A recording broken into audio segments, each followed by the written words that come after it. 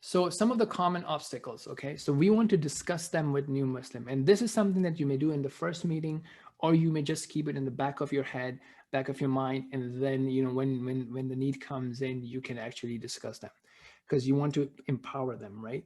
So one front thing is the look, you're embracing Islam. It does not mean that you have to justify actions of every Muslim throughout the globe. So sometimes you may see media saying, oh, Muslims did that, or Saudi Arabia did this, or UAE did this, or Egypt did this. Now, you don't necessarily have to defend their actions. Okay. Yes, we are all brothers and sisters in faith, but you don't have to defend their actions. There's so much going on. You don't have to overburden yourself. There's a lot of politics, there's a lot of different things going on. You don't necessarily have to agree with all the Muslims and all their actions and so on and so forth. Okay, we can disagree with each other. You have embraced Islam. Yes, Muslims, within Muslims, there are dishonest people. Within Muslim, there are people who cheat or lie, or they do not fulfill their promises.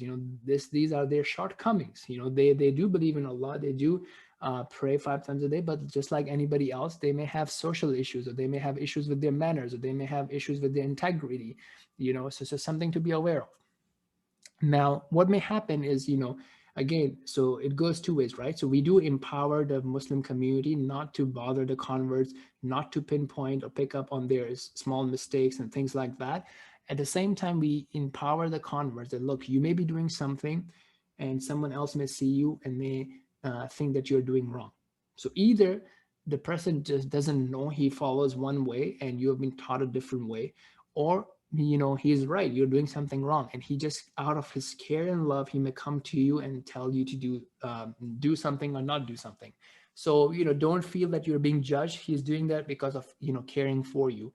Just like, let's say, if you're new to the gym and you're doing something wrong, someone may come and say, hey, you know what, perhaps if you do it this way, it may be better. Now, the person who's advising you may have good manners or may not have good manners.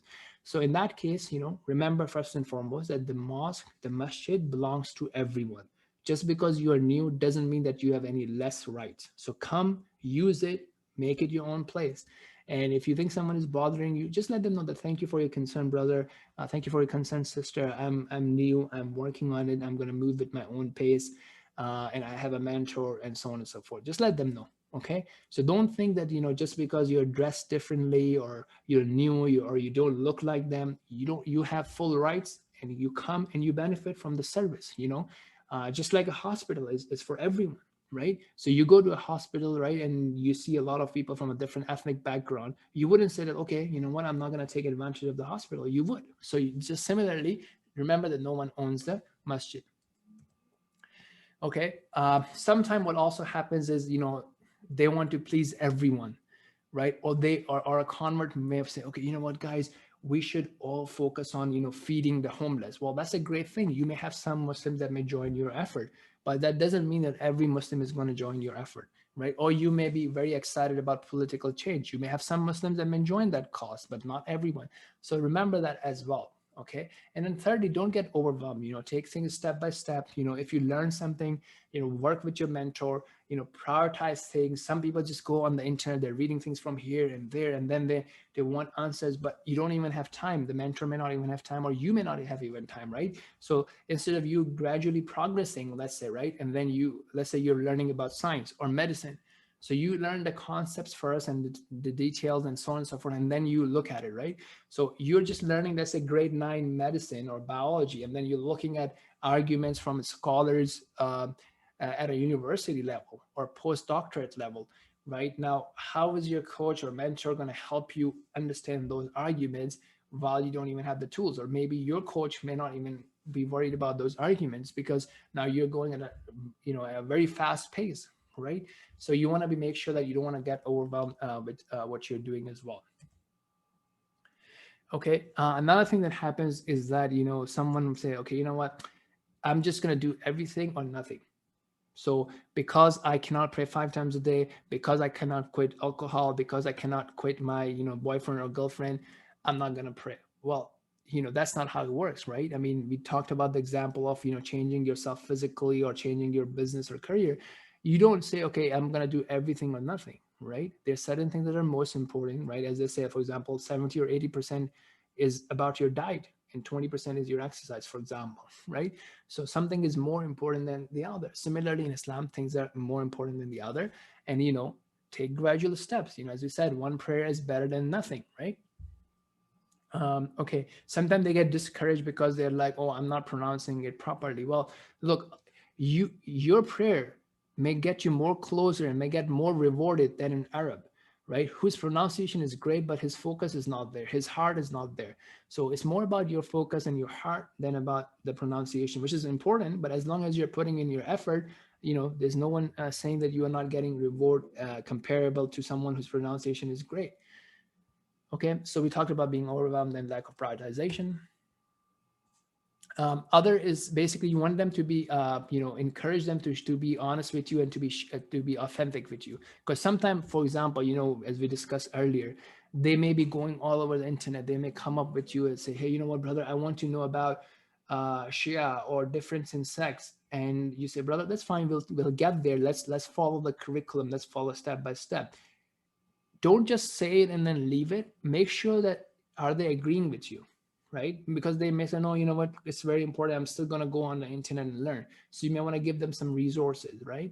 So that so it's kind of like, making sure that they're honest with you. They just don't like, sometimes they want to do something. Okay. You want to have a discussion with them that, look, you can do this, but these are the pros and cons of doing this approach. I recommend a different approach. Okay, then ask them, does that sound good, or do you want to think about it? Because if they just shut down and they go ahead and they do it anyways, they just hide it from you, they can be more in danger, right? So you want them to be open with you. If they ask you something you don't know about, ask in your network, ask with us, right? That's why we have this mentoring community, so we can support each other. Ask with other people of knowledge in your community, especially if it's a medical or mental health related issue or work related issue. Make the connection. You don't have to know everything, you don't have to do everything. You can help them find the connection or empower them to find the right person. Okay, and make sure that you're always suggesting, look, I suggest we do this, these are the pros and cons, I suggest we do this. And then keep maybe check in next week. Did your suggestion help? What did they choose? Did they take your suggestion, they found something else or whatever, right? So you want to check in. Okay, so these are some of the common issues to be aware of, and then you want to basically agree on next steps. Okay, so here are some video recordings of me having first meetings with converts, so you can take a look at it as examples. Okay, here are some text on first engagement, like some of the things that you want to cover and so on and so forth, and you want to have your own thing. Okay, now this is something that I wanted to show you. This is our training manual. Okay, let me pull that up here. So basically, again, this is something that you may be seeing in video right now or in the recording, and it may get changed over time. And that's fine. I just want you to be aware of this resource. And if we change it, then you will have, updated manual. So basically here is where we document all the training as well as, the resources. So we'll give you the resources for teaching them Salah. So these are training. Okay. So after the training is our manual convocation program, right? So sample text message to book your first call, welcome email, again, as we said, focusing on motivation. So if you go there, there are YouTube channels, there is books, we may come up with a hadith book that you can use to motivate them, to teach them about Allah subhanahu wa ta'ala. As you can see that we have some series. So this series, contribute to learning as well as motivation. So for example, 6 pillars of faith, who is Allah subhanahu wa ta'ala, names and attributes of Allah subhanahu wa ta'ala. What does Allah love? Life of the Prophet Muhammad sallallahu alaihi wasallam.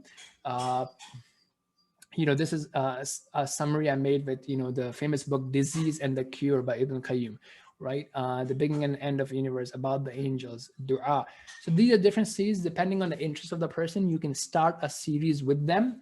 And this would be the Islamic motivational content in their life. And maybe, later on you might find something else. Again, goals and habits. So here you will see basically, about atomic habits and other things. And maybe as we find new things, we'll keep adding there. In terms of basically other resources, advanced learning. So if they're advanced, if they're, growing fast, then you want to have other things that they can get into, like learning Quran, getting into advanced courses.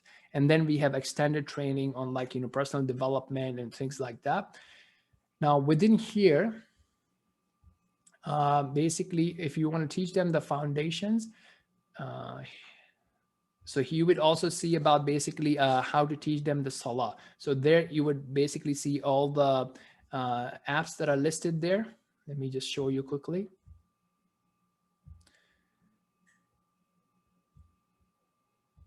So you can use these links to to navigate in the document. Okay.